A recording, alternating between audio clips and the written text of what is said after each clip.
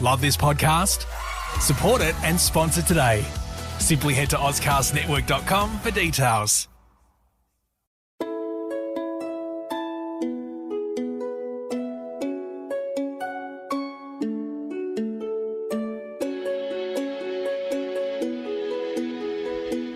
Welcome to Hong Kong Confidential. I'm Jules Hannaford and I'm your host.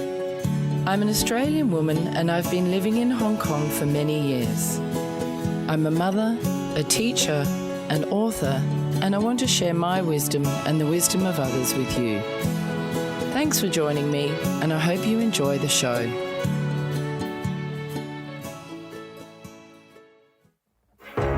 You meet someone online and there's this instant connection. It's amazing how much the two of you just seem to click.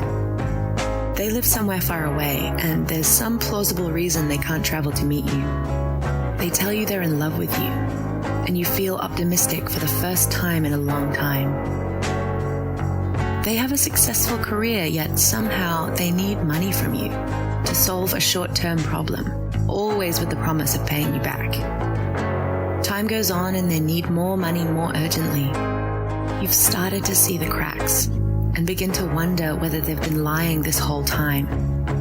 All of a sudden it hits you. You've been scammed. Fool Me Twice is the story of my mother, Jules Hannaford, a woman who was drawn into the dangerous world of sweetheart scams. After a trip overseas to meet a stranger, a dangerous altercation in a Manchester hotel room, and thousands of pounds lost for good, she's here to tell her story. Fool Me Twice, a true crime podcast, is available on Apple Podcasts, Ozcast Network, and anywhere you listen to your podcasts.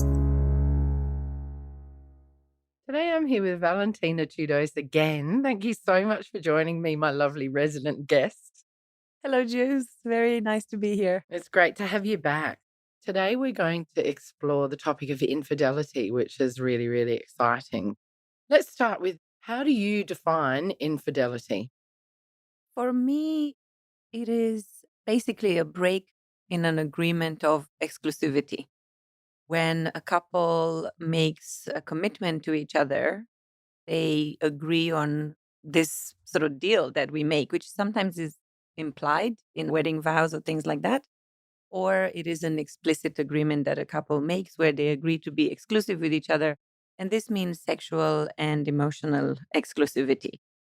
When one of the parties is unilaterally breaking this agreement, that's kind of when we talk about infidelity. The opposite of it, obviously, being fidelity, which means that you are faithful, you are committed to your partner, and you are therefore not looking for excitement and fun on an emotional or a sexual level outside of your partnership. When is it considered cheating or infidelity? You talk about emotional and physical or sexual. Is there cheating in both arenas? Definitely.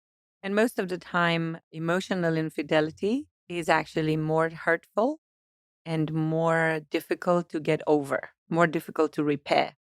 Because I think psychologically, the reason for that is when we love someone, we want to be chosen. We want to be the one. We want to know that we are fulfilling the other person's every single need, which of course is a myth, but that's a different story. We can talk about that later. When we don't feel that we can emotionally fulfill our partner's needs, a level of, let's say, 100%, if someone is looking for that sort of excitement or this fulfillment in another person, it actually hurts more than physical infidelity. Because I feel that we can dismiss it's just sex, it doesn't mean anything, easier than, actually, you didn't feel fulfilled in our relationship. You didn't feel that I was loving you enough, which usually we make it to mean that I am not good enough since you went to someone else to find this fulfillment. And do you think also because relationships, the cornerstone of them is really often an emotional connection? So that's why it's harder to understand how somebody can emotionally separate from you, whereas from the physical, that seems to be an easier thing to wrap your head around? Absolutely, yeah. This emotional connection that changes everything. If you compare the way we respond to someone we love versus someone we work with, It's much easier to establish boundaries with someone you work with or someone that you are just friends with because you don't have these expectations that this person has to be there for you to have your back. When we're in love with someone, our expectations go literally through the roof. We want them to be our everything. And therefore, when we are not their everything, we're disappointed and we feel that somehow we are not measuring up to our own expectations of it. When we talk about meeting somebody or kissing somebody or dating them or having sex with them, where does the infidelity lie? Does it depend on how you've defined your own individual relationships? For me, yes, because the way I look at it, and this is how I explain it to my clients, I may have mentioned this in our previous podcast, I can't remember, but this is something that I talk about very often. The foundation of every relationship is a series of unconscious or unspoken agreements that we make to each other when we engage in a romantic relationship. And those usually come with the labels. This is why the where are we going or what is this relationship about is meaningful and so difficult for a lot of people, because the moment you say we're boyfriend and girlfriend versus dating versus friends with benefits or just a one night stand, for me, it's a scale. The expectations in a one night stand is nothing. Basically, at best, physical sexual satisfaction. Friends with benefits, well, yeah, sex, but there's also the unspoken agreement that we're going to do something together as friends outside of the bedroom. Then when we say we're dating, there isn't necessarily an implication. So the unspoken agreement is that you kind of chosen me more than you've chosen other people. We do things together 2, 3 times, 4 times a week. Then if we move to, okay, now that we've been dating for 3 months, can we actually call each other boyfriend, girlfriend? The unspoken agreement with this tends to be exclusivity. Once you put that label on a relationship, it is this unspoken thing that, oh, okay, now I can't keep dating the other people. And the funny thing is, I was talking to someone that these days, the sign that you're in that exclusivity space is when you delete your dating apps. Oh, right. Yeah, interesting. I've sadly never got to that point. I've deleted mine only to reinstall it, actually. Good for you. Just to cheat the algorithm, but different story. So this unspoken expectation that comes within the concept of boyfriend, girlfriend, or a relationship sometimes can cause a problem. Like literally 2 weeks ago, I was helping a client who experienced this. She was very casually dating this guy. And at some point, he disappeared. And she didn't really understand what was going on. After him being quite intense for a couple of weeks, suddenly he disappeared. They bumped into each other accidentally. And then he said to her, well, my friend saw you on Bumble. So I assumed that we were dating. And therefore, because you were still on Bumble and my friend told me about it, well, that's not what I thought. So actually, his feelings were hurt by an assumption that he made. Just because they've been dating 3 times a week, he already put the little label. But for her, it was confusing because on their first date, they actually talked about what are they looking for? Are you looking for a serious relationship? He said, no, I'm not ready, still healing. So she thought, well, okay, then, I'm obviously not going to delete my apps for you. But yeah, this can actually hurt a lot of people. So going back to the assumptions and the contracts or, the unspoken agreements, once we get into a more committed relationship, a more explicitly committed relationship, like when we propose to someone or when we get married, of course, in the wedding vows, we say, I'll choose you over anyone else and it will just be you and nobody else. I don't know. I don't even know exactly the classic wedding vows, but something to that gist, right? With that, I mean, in most wedding vows, they explicitly say, I choose you in sickness and health, and all that stuff. That is a vow. That is a promise that we make to that person. So when you make that promise and then one party decides, oh, yeah, I know I said all that, but, scratch that. I'm just going to go and have a little fun because whatever.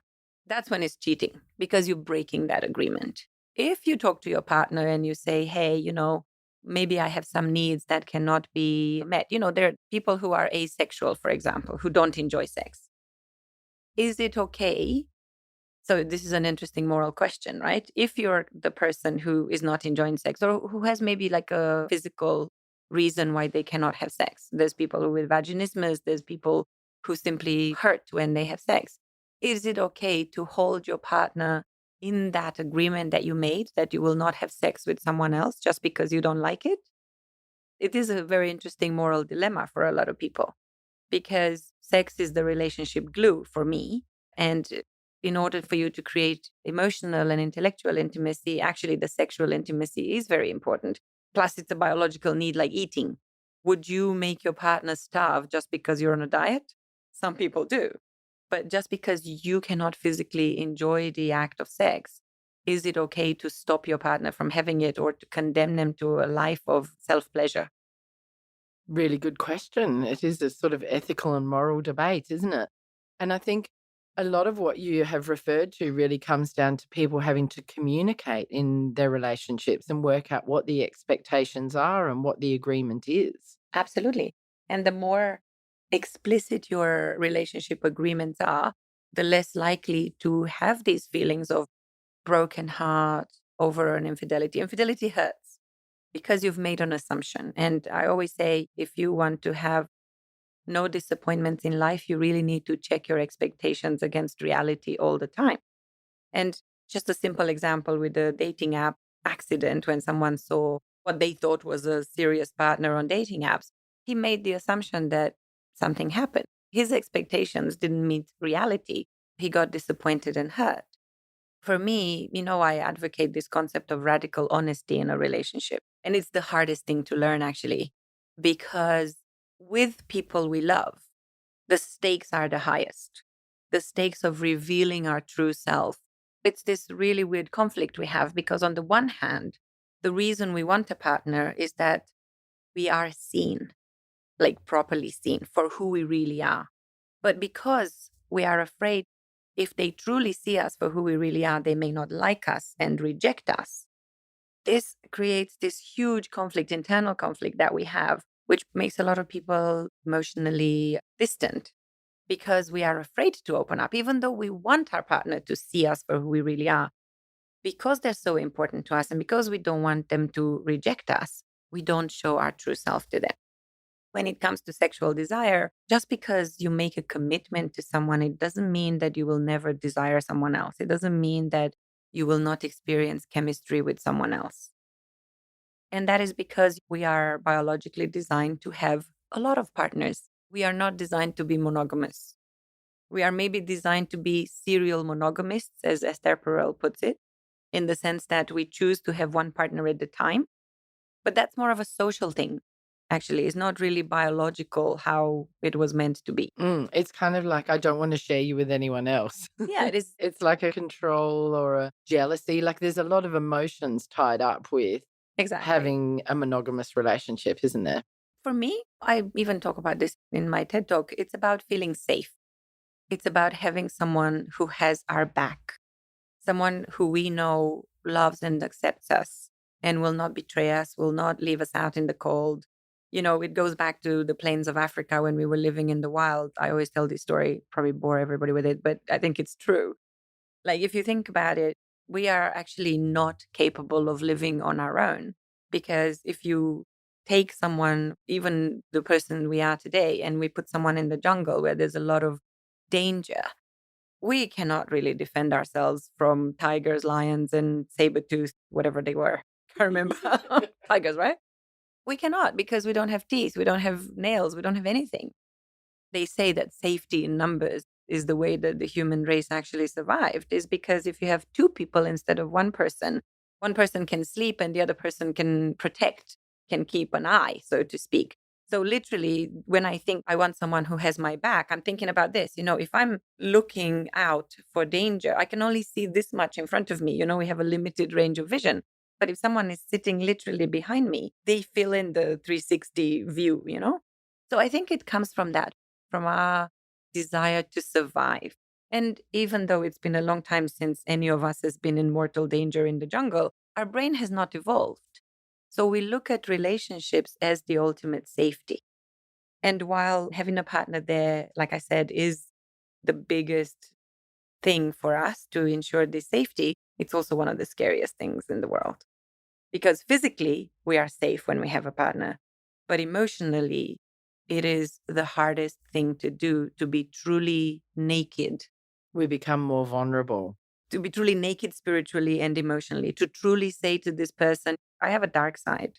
My dark side can be that I'm sometimes mean. The shadows, I talk about light and shadows a lot. But what I mean by shadows is the parts of ourselves that we reject, the parts of ourselves that we don't think are socially acceptable. It could mean that maybe I don't want to tell my partner that I'm greedy or that I'm jealous or that I have weird sexual fantasies, because what if they think I'm crazy? 7 deadly sins. Exactly. Yeah. We hide them, don't we, generally in our day-to-day life? We're socialized not to reveal those dark sides of ourselves. And then when you're in a relationship, you start to peel back the layers, don't you? The more you get to know and trust somebody. And then it's like, where do you draw your own personal line to how much you share? Exactly. And to me, this goes back to the idea of self love and self acceptance.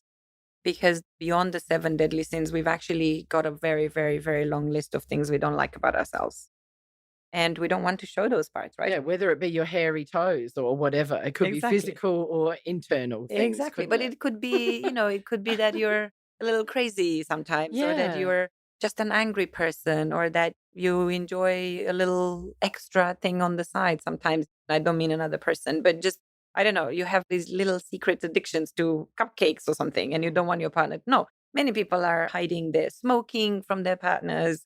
Obviously, The people amount who they take drink. drugs Yeah. and that sort of stuff, right? So this is the fear that we have, that if we are, as much as we want to be truly seen, we're also afraid that if someone, this is one of the most common limiting beliefs that I see with people. If you truly knew me, you would not like me. This is one of the fundamental programs that we have. Yeah, that's so interesting. And we did a podcast on limiting beliefs. I think it's back in like the early 100s. If people want to You're go so back and check prolific it that out. Yeah. But it's called Limiting Beliefs. And that's such an interesting podcast because I really didn't know how much those negative beliefs about yourself can impact relationships. And I wonder how much that's actually linked to infidelity. Like if you have these limiting beliefs or you don't have a great self-esteem or you don't feel so good about yourself, do you need to then seek affirmation outside of your relationship? Well, things brings us to exactly how I feel. The reason I feel that infidelity is a huge opportunity for self-development and self-discovery in a relationship. And the reason I say that, I know a lot of people will go, what? Are you endorsing infidelity or something? I don't endorse infidelity, of course not. I think in the context of an explicit agreement of commitment and exclusivity, it's obviously not the right thing to do. I'm not here to judge, but it's not you keeping your word, right? But when it comes to you being caught up in a situation like this, for me, it's always that whole story that we talked about before, whether you approach a situation from the perspective of being the victim, someone who is helpless, who things happen to, or from the hero or the victor perspective, which is the person who looks at that experience and thinks, what is this supposed to teach me? What is the lesson here? What can I do about it? What do you think some of the lessons are that infidelity might teach us in a relationship? Well, a lot of people, in my experience as a coach, believe that infidelity happens when things are missing in the relationship, where, we make it to mean that it's somehow our fault that the relationship didn't work out, which is one of the most damaging parts of it, because the meaning that we make, the story that we tell ourselves, it is, oh, my husband went to have an affair because obviously I wasn't good enough, that there was something wrong with me, that I'm not made for this, that I am not lovable. So the limiting beliefs, because they are a big part of this story, are bringing us down. If you take that view, in my opinion, you take the victim perspective. You say, well, there's nothing I could do. I tried my best, but I'm obviously not good enough. So what can I do? It's out of my control. I'm just a victim. There's nothing I can do. But if you think about it from the other perspective, I feel that the opportunity in infidelity is for you to, first of all, understand that maybe infidelity is not about you, actually, because there is this very beautiful quote from Marcel Proust that I always think of in this situation. And Proust says, a voyage of discovery is not always about going new places. but it's about looking with different eyes, seeing with different eyes. Oh, that's great. Yeah, that really is very profound, really. It is. And Yeah. it tells me that very often in a relationship, we get stuck in a certain role because we believe that our partner likes certain things about us. We only allow that part of ourselves to shine, to come out, to be expressed. But there's so many other parts of us which very often we restrict, we limit, we reject, we put aside. We say, no, I cannot be adventurous sexually with my partner. I have this lots from my clients. It's like, oh, my wife or my husband is not interested in sexploration. They're not interested in. Oh, that's such a cool word. I love it. Yeah. But it's a great word, right? Yeah. Because people are not necessarily very well matched when it comes to their desire for adventure and exploration, whether it is in the sexual space or in other spaces, then you have to make a choice. Like, okay, am I going to bring down my desires and my interest in exploring different areas of sexuality because my partner is not into that? Which means that I'm actually almost like breaking this part of my body. Actually, I had one client who came to me and she was saying, I'm a little bit bored. We talked about open relationships before. And she says, I really wish I could just stop this part of myself who is yearning for more, for like more interesting, more spice in the bedroom. And I said, okay, well, if you did that, how would that feel? Like imagine, project yourself just thinking husband, husband, husband, whatever is happening in your bedroom right now, this is it. That's the best you can get. Think of yourself in 10 years' time. And she said, oh my God, it feels like I'm just numb. This is, to me, the metaphor is like, okay, if you had to close down that part of you, is like cutting off your right arm and saying, yeah, it's okay. I can manage with one arm. Lots of people do it. But is it how you want to live your life, you know? So when it comes to this inequality or imbalance between two people, the person can make the choice to cut their arm off, or they can say, well, if this partner is not interested in sexploration, do I feel safe enough in my relationship to mention to my partner that I know we made a commitment, I know that we made this agreement. However, this is my truth. I want to explore more. Are you willing to go with me on this journey or not? And if the partner says no, we come back to the moral dilemma that I said before. Is it our right as committed partners to limit the development of that person or the manifestation of a person's multiple sides of their personality? Or is it more loving to say, well, if I can't give you that, your happiness is my biggest priority, even if it's not with me? But what about the argument that you're really going to be very, very lucky to find somebody who has exactly the same libido and the same sexual desires and the same kind of interest in exploration that you do? Like most relationships are going to have some form of imbalance, aren't they? True. And that is, to me, the social programming. It's a myth that you're going to find your perfect partner. Yeah, nobody's perfect, are they? Yeah. But if they were perfect, which means that if you and your partner were exactly the same, it would become boring really, really quickly. Because again, what we're looking for in a relationship is maybe 80% sameness, which means similar interests, similar vision. Yes, we have lots of things in common. Yes, we have the same, I don't know, libido, although that's rare, or the same interest in things. But then we also are looking for a significant amount of, I can't remember his name, but it's quoted in Esther Perel's book, State of Affairs, called otherness, which means mystery and discovery and things. Because, you know, I wouldn't want to date myself. You're bored with yourself.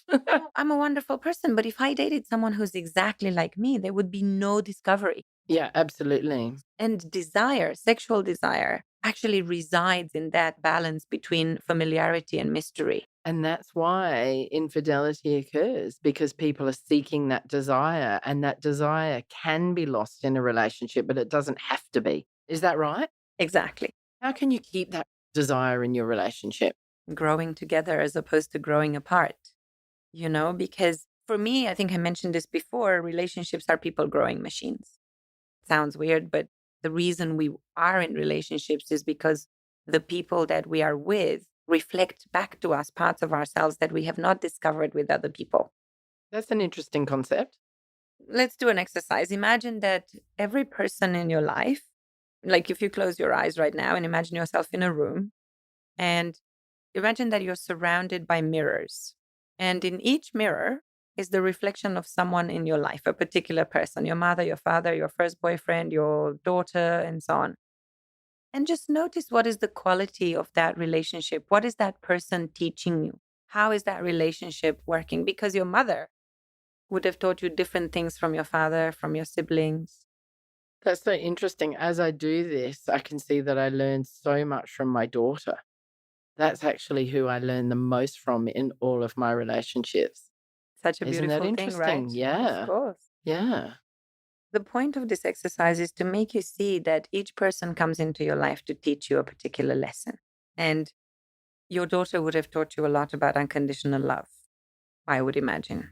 Yes, but that's almost innate. That's not something that you really learn as a parent. It's almost just there. I think she's taught me more about using my skills and taking risks and being brave and being proud of who I am and using my brain cells more and things like that. She's Challenging you to grow. challenging me to grow. Exactly. And that's the thing. Yeah. The people who are meaningful in our life are the ones who challenge us to grow, who push our boundaries. And self-acceptance as well. Absolutely. Mm. You have a romantic partner, or in any relationship, actually, the relationship stagnates when there's no more growth. When you start assuming that you know everything about each other and that you are just, let's say, this taking each other for granted phase usually comes up right after the romance and the power struggle phase in a relationship. And then you kind of go, okay, I know you. Now you're familiar enough to me that I don't have to pay attention or listen or notice what's happening with you. But the reality is, we grow every single day. The person that you are today is not the person that you were 6 months ago or a year ago or 10 years ago. So if you are in a partnership for 2, 3, 5, 6, 7, 10, whatever years, you are never the same person. But the question is, are you growing together? Are you still paying attention to each other? Are you still exploring things together? Are you identifying this transition that your partner is going through? And are you joining them on their journey? Or are you saying, well, now you like this and I'm not on board with that. I'm not going to go into volunteering, let's say, right? I'm just going to go off and buy myself a motorbike and I'm going to stay in my garage and fix bikes and you can do your volunteering. That's not exactly growing together. Yes, there's growth, but it's growing apart. So a lot of infidelity situations happen at that point where you believe that you know everything. You no longer listen to each other. You no longer pay attention. You no longer see each other. You become disconnected from each other. So then, because one, there is this part missing, the part where you no longer are in a lover's bubble, as I call it. You no longer explore together. You've kind of stopped this journey. You become complacent. Exactly. Taking each Yeah. other for granted, right? Yeah. So then the options are, okay, well, I can choose to be numb like this, not to have any satisfaction. I can choose not to have a conversation, not to be heard, not to feel like anybody cares about me. Or the natural desire is to go and meet someone else, or it just happens. And I think it's important for us to point out that not all relationships get to that point. Many of them can continue to thrive and grow and be exciting and just flourish. And also, I think it's also important to point out that infidelity is not always down to that dynamic of the relationship, is it? It also can be just that person is not happy within themselves, or something has changed, which has shifted them, and then they're seeking something personally, which has sometimes nothing to do with their partner. Is that true too? That's exactly the opportunity that I was talking about. So it's not always about the partner. In fact, most of the time is not. There is a superficial layer in every relationship that you can make the meaning that, oh, it's because my partner or I haven't been good enough. But most of the times, the quote from Marcel Proust, to me, it's also actually a quote from Esther Perel from this book, The State of Affairs, which I highly, highly recommend to anyone who's been in an infidelity situation. She says something like, when we stray, when we seek excitement somewhere else, it's not always because we want to be with someone else, but because we want to become someone else. That's what I was trying to say. Good old Esther Perel. Yes, that's right. It's when you're seeking something else internally and that you're not happy in your own skin, job, life, mental health, whatever it is. When the parts of your personality that are being expressed in that relationship are no longer enough. and you want to explore different things. And you need other mirrors, going back to the mirror metaphor. In one relationship, we have a certain amount of parts of us that are being seen. Okay, this, and this, and this. But to be the adventurous, to be the crazy, to be the player, to be whatever, we actually need other people who we don't have such high stakes with. So whichever side of infidelity you happen to be sitting, the perpetrator or the victim, shall we say, there are lessons in both those experiences. So the opportunity, how I mentioned earlier, how being the victor or the hero asks himself or herself, what is the lesson that I can learn from this? And if you are the perpetrator, the opportunity here is to think, okay, which parts of me I wasn't able to express or allow to come to light in my first relationship because of fears, because of limiting beliefs, because of social programming and all that stuff. There are all these different layers that stop us, all these barriers. But if you want to understand why that happened, because a lot of people cheat and then they go, how can I be so stupid? I have the most amazing person at home and I don't understand how I could be so stupid because the programming that we're not supposed to cheat is so deep. And I've had this situation many times with clients like, I don't understand. I hate myself for this, but I just couldn't stop myself. And the couldn't stop myself is this unstoppable desire to grow that we have, and if we don't allow it, the universe gives it to us.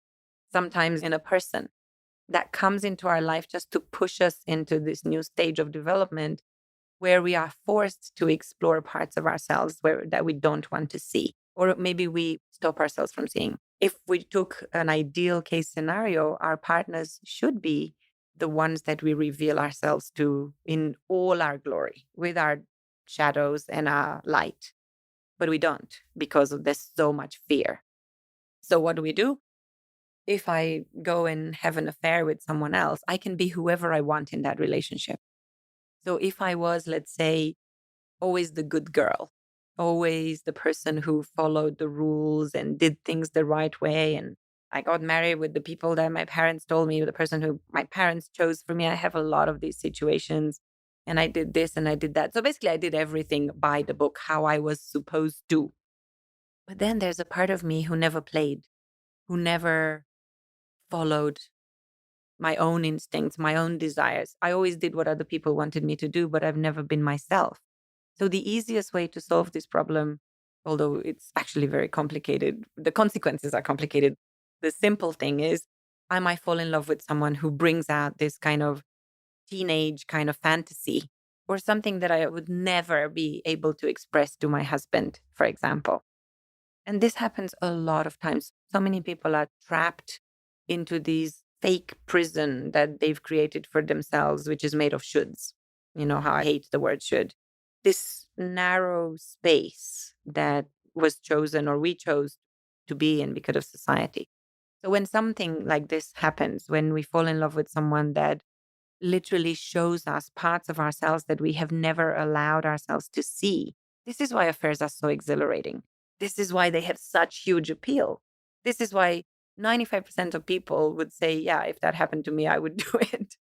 Not just the desire and the excitement and the risk taking, but it's the fact that you are seeing something else in yourself and it's an opportunity for growth. That is the opportunity, but you have to be quite conscious about it, right? Of course, a lot of people don't know why they're doing it.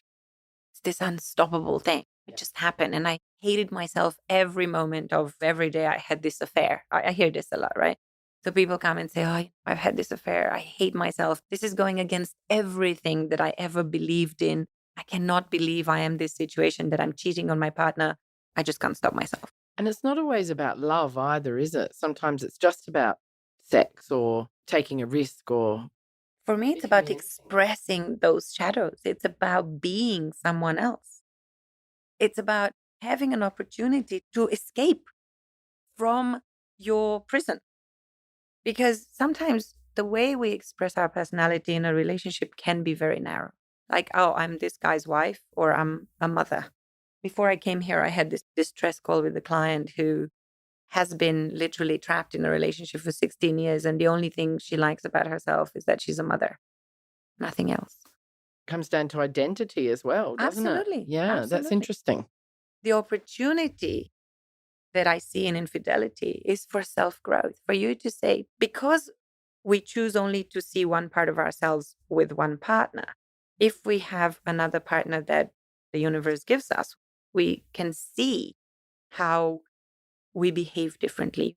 If I was a very submissive woman in one relationship, for example, maybe I'll meet someone else who just brings out the beast in me. Like a chance to reinvent yourself. It's a chance to feel and to allow the other parts of me to come out. It's literally a game of hide and seek.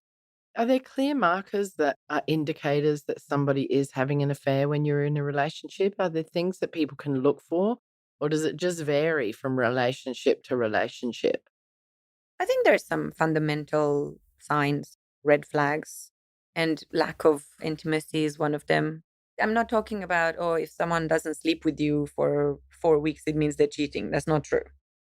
It's basically extended periods of lack of connection. For me, that is the first thing. Because, yeah, you can expect that, oh, we're just not talking, or the cold shoulder, the silent treatment. This kind of stuff can be the triggers that push a person over the edge. But if the infidelity is caused by needs not being met in that relationship, the need for affection, the need for appreciation, the need for physical touch. If you think love languages, we talked about this before, right? If your partner isn't showing you appreciation or you don't feel loved, that is an unmet need. So because of that unmet need, that is one of the reasons why people go outside to have those needs met, because they are our needs. We cannot choose, oh, I don't need to need this. I don't want to need this, but we do. Whether we want it or not, we want affection. We want appreciation. We want to feel loved. We want to feel prioritized.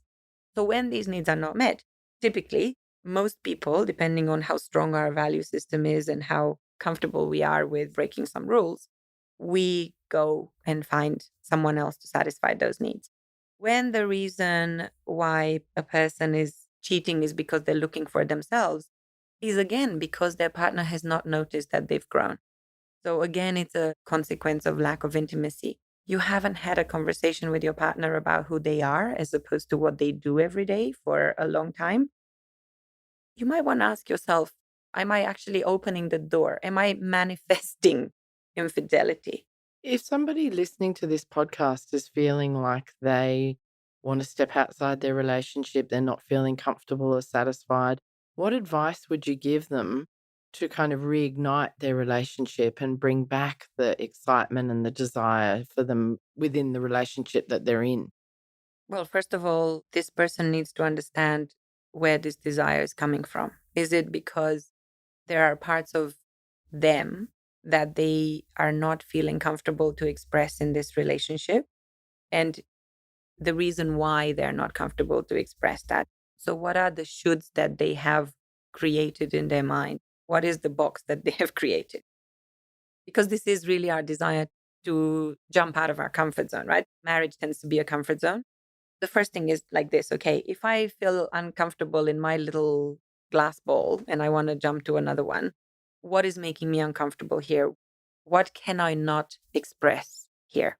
Basically, this is self-knowledge and self-discovery. If I know myself, if I know what I'm looking for, then I can choose to first, within that commitment agreement that you make with your partner, you say, I will tell you the truth, right? You will be my first port of call if I have any issues in my life. So naturally, if there is love in that relationship, I would imagine that a person would, if you have radical honesty, of course, that you would first go to your partner and say, hey, I've noticed that I want to explore different things. As I get older, as I mature, I'm kind of feeling that there's a need for me to expand. And this is a path that I would like to explore. Are you with me? Is that okay with you? Can we try it together? Most of the time, we're afraid to say that because we think, oh, my partner is going to reject me, is going to think I'm crazy. What am I thinking? I'm a middle-aged woman. I don't do that stuff anymore, as I've heard before. And then you're actually expressing yourself. You're radically honest. You're communicating to your partner how you're feeling. And yes, there is a chance that they might say you're crazy. But think about the opportunity that they would say, damn, I've been thinking about the same. Because if you already have a relationship with someone that you love, it's going to be much harder to go outside knowing that you're cheating. And it's going to be a much more exciting journey to start something together. This is the opportunity for growth individually and with the other partner. And if you have a mature partner who is willing to listen, because in that moment, that's a huge moment of vulnerability, right? I open my heart to you. I tell you my deepest, darkest secrets. When I do that, I'm inviting you to do the same. Yes, you could judge me, but the fact that I know you could judge me and I trust that you won't, because this is what love is. Trust that I can show you my heart and you're not going to crush it. Then I'm opening the door for you to say, actually, you know what? That's like not really my thing, but how about we try? I was thinking this. And if those two avenues that each partner wants to follow can converge at some point, there is an opportunity to spark a lot of growth, a lot of exploration, a lot of sexploration if it is about sex. And if they decide that, no, that's not really what I'm into, then still having a conversation can say, okay, well, what are we going to do? Are we going to decide to block this part of ourselves and live unhappily for the rest of our life, unhappily ever after? Or can we be mature enough and trust each other enough that maybe we can have the freedom to go and explore those things with someone else? And then we're talking about open relationships, aren't we? Which we also have a podcast on. Exactly. What have I we don't know talked where about? that's in, like in the 80s. I don't know. That's called open relationships. But yeah, that's what we're saying. Exactly. There are multiple avenues of dealing with that. And it could be, like Proust says, you don't have to go outside of your relationship to have happiness, but you need to change your perspective. You need to be open to say, okay, we've always done it this way, but maybe there's an opportunity. And, an open relationship doesn't have to mean, as we talked about before, that each of you has different partners. It could be that maybe you explore things together, which again brings you closer together if you can manage jealousy and all that complicated stories. I'm not going to go into the details. But what I'm saying is that we look at life usually in a binary mindset, like it's A or B, it's black or white. And it's true that the universe is duality. But I also believe that there are multiple shades of gray, 50 or more. I don't know. I haven't counted. But since we're talking That's funny, infidelity. yeah. See, the beauty in the title of that book is that actually there are so many aspects of us. And that's what, to me, that means. 50 Shades of Grey means that, yes, you could believe black or white, and you could say, I only choose you like this, or I only choose you like this. Or true love is embracing you in all this grayness in the middle. And going through the ups and the downs together. And really, communication is one of the keys in everything that we're talking about. It really is a very important part. Why do you think that there's so much shame and guilt associated with infidelity? And the fact that we're conditioned socially to not do it, and that the social ideal is monogamy or marriage or partnerships? Did I talk to you about this? I can't remember. But the whole idea of why marriage and exclusivity was created. So this is from one of the books of Dr. Helen Fisher, who's an anthropologist who studies love and all that stuff. And she talks about the origins of marriage is actually greed. Oh, because you can like double your wealth and your assets and Well, things like if you that. think about it, right? Again, primitive times, blah, blah, blah. Our brain still thinks we're in primitive times, like we're not really fully evolved to this where we are today. But think about it. As humans, our primary biological commandment is perpetuate the species, right? And of course, as individuals, as much as we are part of a broader organism that is our species, each individual wants their genes to move on to the next level. Procreation, yeah. Exactly, right? And we know from genetics that the strongest genes are the ones that survive. Let's say in the primitive times, it was kind of a free for all sort of thing. Anybody could get with anybody and get everybody pregnant, and everyone was happy. And actually, in matriarchal societies, women took care of the children in their female communities, and men were just used as studs. Come and do the job here, right? But at some point, when the world moved into patriarchal social models, the strongest guy in the city, the one who had the biggest, and basically when agriculture started, right? When we moved from being hunters and gatherers to being whatever, settled down. The guy who was the richest guy with the biggest piece of land and stuff, and with the most cows or whatever he had, he was like, well, if I'm having babies with this woman, but then she can also have sex with 5 other guys, I don't know if it's my kids who are going to inherit my cows and my land. Oh, right. Yes. So how can I ensure that my kids make it? Oh, so it's about lineage. It is about lineage, Oh, right? that's so It's about interesting. Yeah. genes Yeah, being passing on your genetics and also and your your wealth, wealth. Yeah. right? Okay, So interesting. this is how men have created a world in which the woman is not allowed to have sex with multiple partners, but they can. Because think about it, from the dark ages, it's always been okay for men to go and spread their seeds, right? Think about this crazy dichotomy, this gender inequality in our world, that if a man has multiple sex partners, He's a everyone high stud. fives Yeah. him and alpha male, go get them, tiger, la la la. Yeah, studs. If a woman is even seen to have more than one partner, she's automatically branded a slut. Yeah. It's interesting, isn't it? There's a social inequality in the way that it's presented. And to me, it comes back to that. Yeah. This is fear Yeah. that you're not going to be the one who passes on your genes to other people. Then we live in this model in which the woman can only have one partner. It's true that we only produce one egg a month and men produce, I don't know how many sperm during their, Millions. Yeah. whatever. Even if you think about it that way, Even biologically. they Yeah. are programmed to do that. And we're programmed for monogamy, actually. Yeah, that's an interesting concept as well that I haven't thought about, but you're right.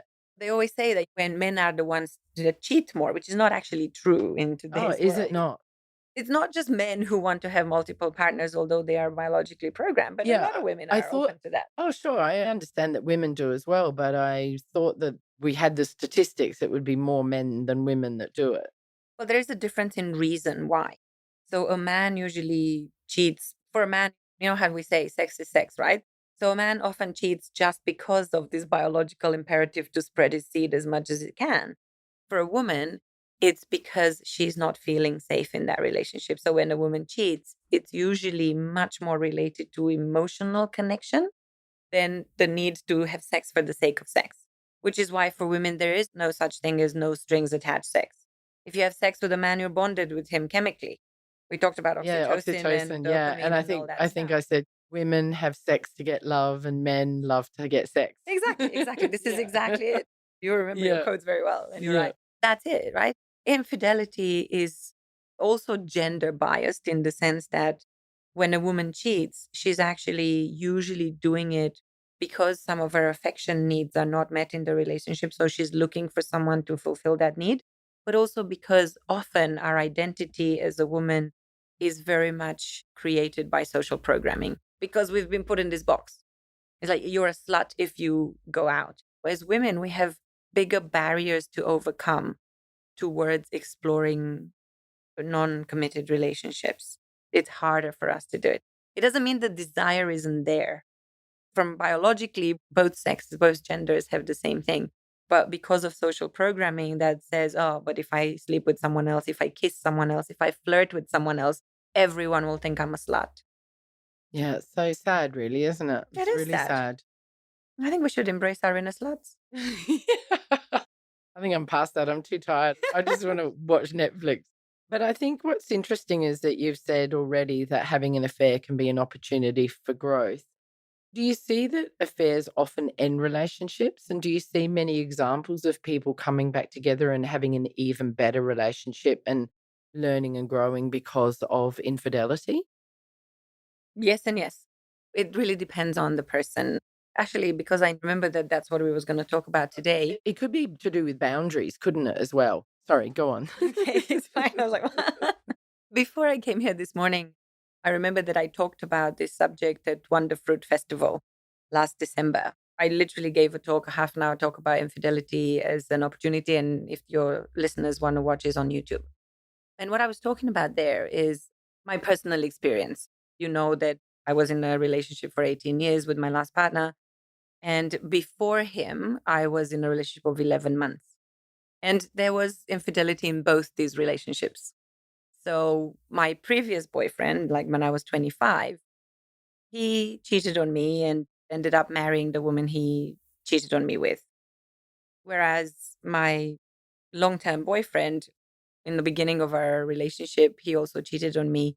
But that particular instance of infidelity actually made us stronger and made us explore open relationships and so many things. And to me, this kind of explains the two sides of the story that you're talking about.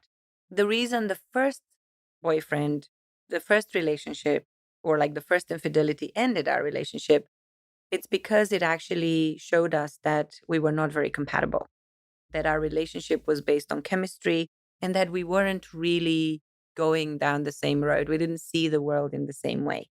So the infidelity was a consequence of lack of compatibility, and therefore it was a good thing. I learned my lesson. I learned that actually all these things that were red flags in that relationship, they led to the demise of that relationship, but it was actually a blessing in disguise because this person taught me so much through not being my ideal partner. The second time, we were actually very aligned. We had very similar visions. We had very similar values. So that second infidelity pushed both of us into this growth and development process in which I sat down with myself and I thought, okay, well, was this about me? Or was this about the fact that we became disconnected? Or was this about something that he needed to explore, a space that he wanted to grow into that I wasn't able to give him? And that shift, when I realized that his desire to be with someone else had actually nothing to do with me, it did point out to some lack of connection in our relationship, which we were not aware of.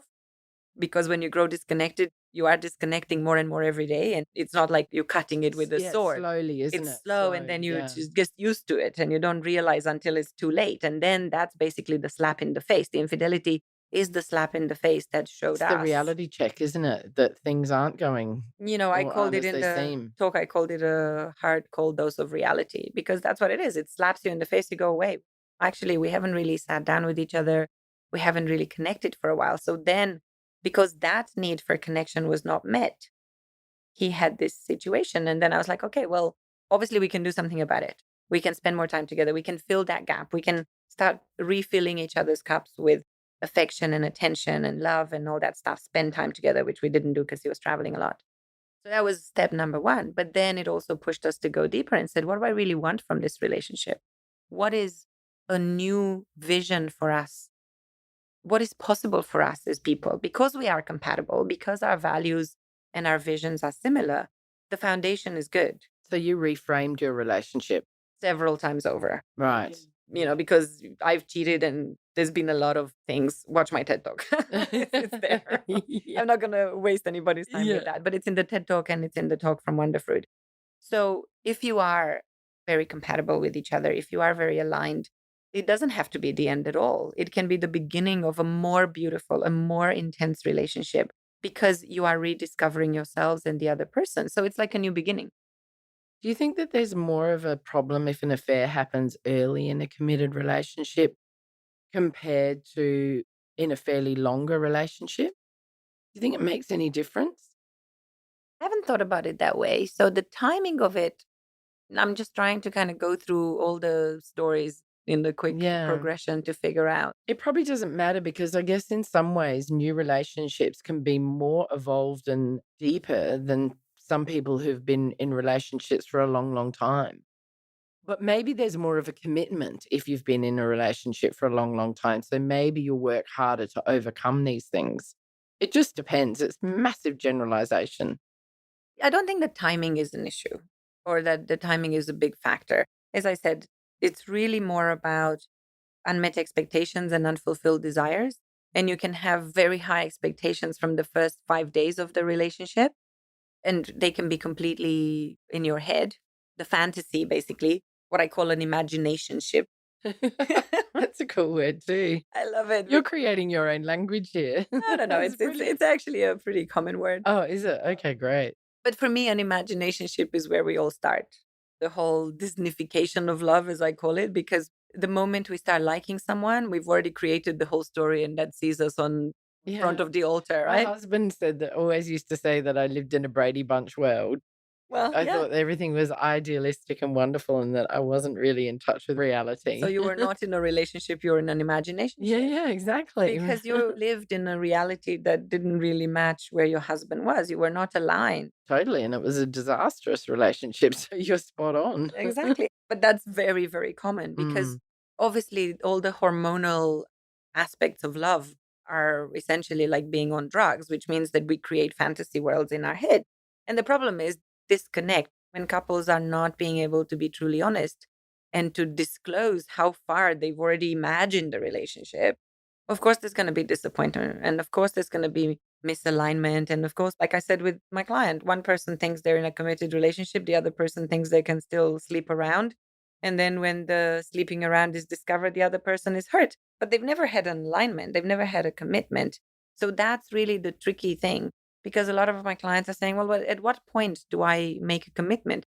At what point do I go exclusive? It's like, well, first of all, it needs to be an explicit agreement. And you need to define the boundaries. See, you're talking about that. What are the boundaries of that agreement? Because I think I talked about this in the open relationship episode. All relationships start open. Let's be honest about it. These days, nobody jumps into, or very few people, let's say, jump straight into an exclusive relationship from day one. So everyone is not really monogamous to start with, because dating in itself means I can go on a date with guy number 1, 2, 3, 4, 5 times a week, 7 times a week. I can have a date every week if I want to. And it is up to me to choose at what point do I have sex with any of them. I could have sex with all of them. If I have no exclusivity agreement, I could have sex with 2 of them or 3 of them. It's up to me, right? But that technically means I'm in an open relationship. As long as I see these people more than once, let's say. So if I have regular dates with 3 guys, technically it means I'm in an open relationship. Yeah, it does. It does make sense. And when people have discovered an affair and if they're trying to work on their relationship, what do people often need to move forward in their relationship? Reassurance. A lot of reassurance, because, of course, once your expectations are not met, you are disappointed and the trust is broken. And what's missing the most, I recently went through this experience with a couple who were actually in their 60s. They've been together for 23 years or whatever. And there was infidelity repeated with the same person, 4 instances where this particular situation got uncovered. The first 3 times, okay, right, let's work on it, let's work on it, let's work on it. But then as the other person kept staying in the picture more or less, at one point he was like, okay, we're ready to break up, but we just want to give it a last try. So what was really required, it's probably easier if I give a specific example than if I talk in general terms. So what was really needed for them was constant reassurance of the perpetrator to the victim that, no, I want to be with you. You are my choice.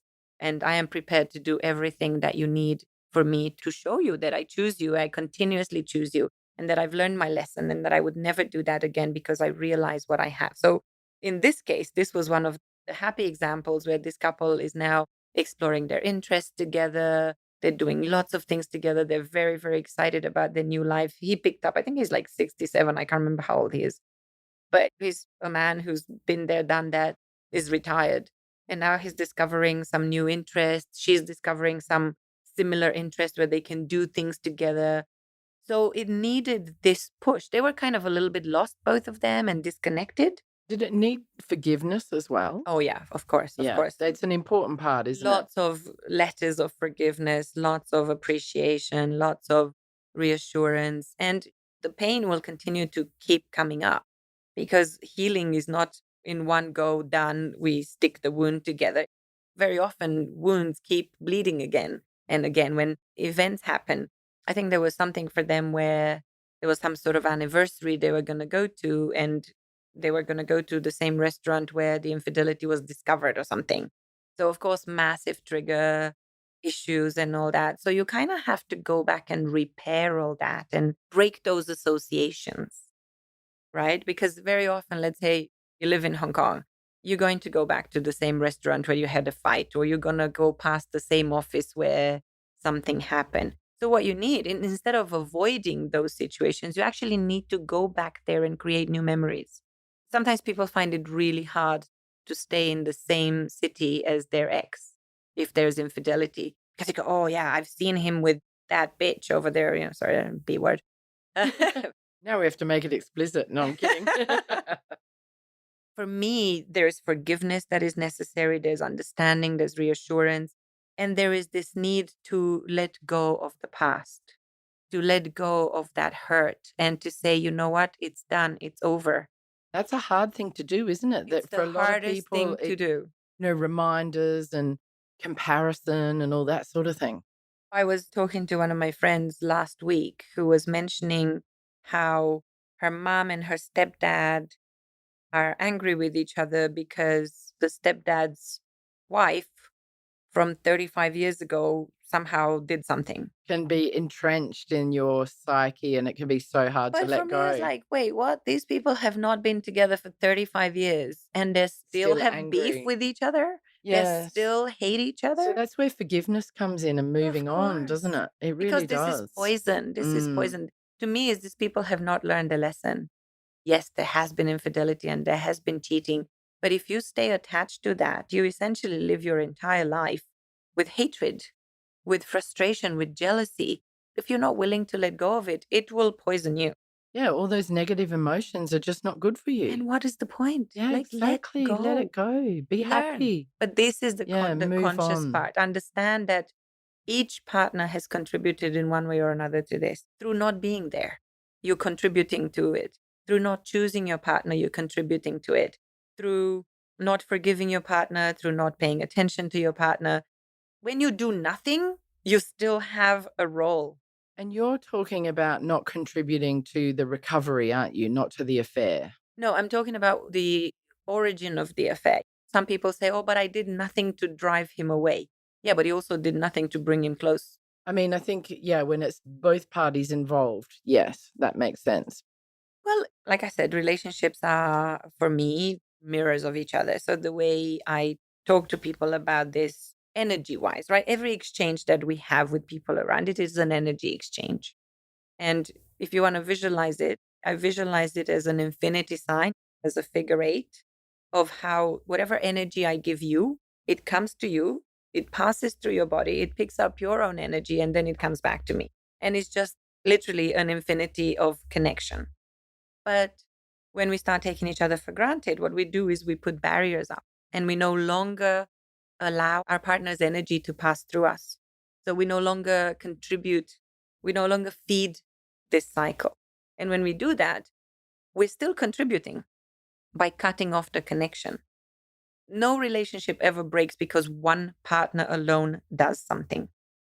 All troubles in relationships actually are a consequence of an action and reaction or lack of reaction, which is also action. Okay, yeah, that does make sense. That really does make sense. I'm not saying that the victim in a situation is to blame, but if you are the victim of that situation, it is also helpful to understand, is there something that I should do differently, that I could do differently, that I can change? Because yes, the other person is trying to explore parts of their personality that cannot be shown here. And the way you are creating that possibility, you're opening that door, is by maybe being judgmental, maybe being not open. If you're giving your partner the feeling that if they came to you with their truth and you will reject them because they're telling you that truth, you are contributing to them looking for that solution elsewhere. That's interesting because it brings me to my last point, which is when I was researching for this interview, I read that Esther Perel says that affairs are about hurt, betrayal, longing, loss, and exploration. And that's really what you're just talking about. And that exploration then leads you to either reform or break apart. And it just depends on how that process goes. And sometimes an affair marks the end of a life experience. It basically means the end of a cycle. It can mean that you and your partner have learned everything you needed to learn from each other, and it's time for you to part ways. Job done, as I like to tell people. It's like, look, did this guy teach you something? Yes. Okay, so he's done his job. Do you feel you've learned the lesson? Yes. Okay, so let him go now. Move on. Now you need someone else to teach you your next lesson, but you need to be open to that. Because if you still stay attached to this guy, you're not allowing yourself to receive a new experience in your life. You have to be open to it from a personal perspective, but also to allow your partner to have an exploration of who they are. And again, we are facilitating each other's growth in a relationship. When you are in that mindset, when you feel that the lesson is not learned and that this partner still has a lot to offer, an affair can be that moment, the lightning strike that says, okay, let's sit down together and let's see what are we missing or what the potential is for us. And this is so beautiful to see when people who thought they were like never again, not happening, actually they realize that their future is very bright and that they can reinvent themselves and their relationship and they can be so happy together. I love it when that happens. Oh, that's amazing. Valentina, thank you so much for coming to talk to me today about infidelity. If my listeners want to get in touch with you for dating and relationship advice or coaching or hypnotherapy, how can they do that? Well, the easiest thing that has not changed for 7 years is my website, which is happyeverafter.asia. Happy, not happily. I think since I can't remember when we did the last podcast, but I have changed my Instagram handle because I'm now working on a completely new program, which is about revealing your inner queen. So my new Instagram handle is The Real Queen Maker.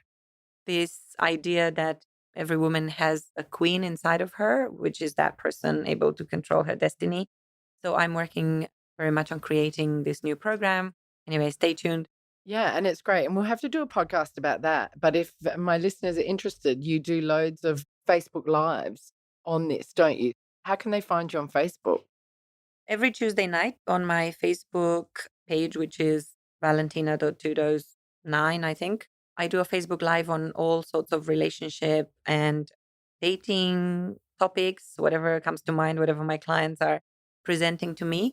Actually, from this week, I started a partnership with an intimate wellness brand, which is basically a sex toy company for women called Everest. And from this Sunday, I'm launching an Instagram program called Sexy Sundays, where I'm going to answer questions about sex and pleasure and intimacy. But this is on Instagram. The Real Queen Maker Instagram is where you want to catch that one. I also have a Facebook group. Find Your One True Love, it's called.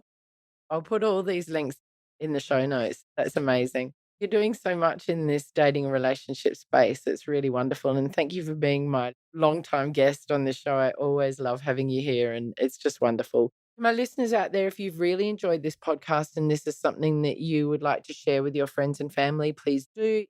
If you can go to iTunes or Apple Podcasts to rate and review Hong Kong Confidential, that'd be amazing because that will help me go up the iTunes charts and it will help people find Valentina and her dating and relationship business. If you would like to sponsor me on Patreon, you can, for as little as $1 a month, hear Valentina's answers to her 4 secret questions, which we're going to do now. And you can also listen to the secret question answers from my last 30 or 40 guests. So go on over to patreon.com/Hong Kong Confidential and just spend $8 Hong Kong a month to sponsor me, please. And that goes into all my production and editing costs. Valentina, thanks again. And I'm sure I'll see you again in Hong Kong Confidential very soon. I look forward to that, Jules. Thanks for having me. Hi, Confidants. I want to tell you about my Patreon page. I've joined Patreon in the hope of getting sponsorship for my Hong Kong Confidential podcast. Patreon is a great way for my listeners to get on board and sponsor me with monthly payments, and that goes towards my production costs and rewards for my members. If you're interested in checking out my Patreon page, please go to patreon.com and search up Jules Hannaford or Hong Kong Confidential. I would really appreciate you visiting my page.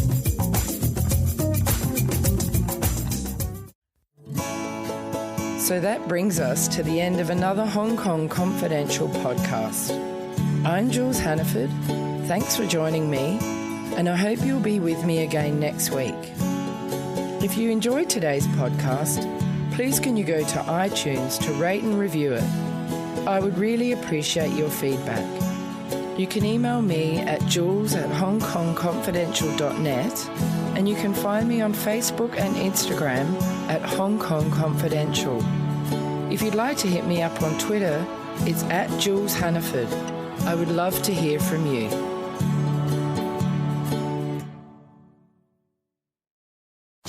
Love this podcast? Support it and sponsor today. Simply head to AuscastNetwork.com for details.